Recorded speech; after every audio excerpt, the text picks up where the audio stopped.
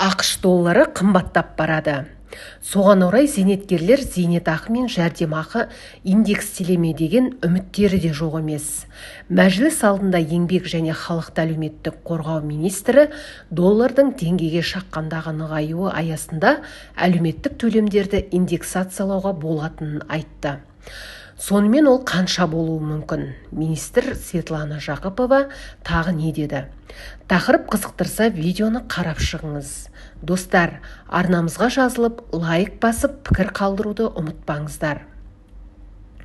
Еңбек және халықты әлеуметтік қорғау министрі Светлана Жақыпова Қазақстанда зейнетақы мен жәрдемақы жыл сайын индекстелетінін мәлімдеді. Сіздер білесіздер, айырбас бағамының ауытқуы болмаса да, мемлекет индекстеу бойынша барлық әлеуметтік міндеттемелерді өз мойнына алып отыр. Бүгінде бюджетке 2025 жылдың 1 қаңтарынан бастап индексациялау үшін қаражат енгізілген деді министр. Оның айтуынша Қазақстанда шамамен 44 төлем бар. Егер бүгін мысалы базалық зейнетақы төлемі күнкөріс минимумының 65%-ын құраса, келесі жылдан бастап біз оны 70%-ға көбейтеміз.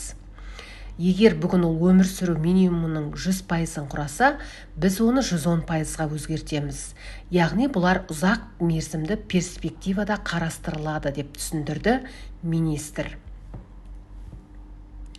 Естеріңізге сала кетейік, қазақстандық экономистер өткен аптада доллардың 500 теңге шегіне жақындай бастаған себептерін айтқан болатын.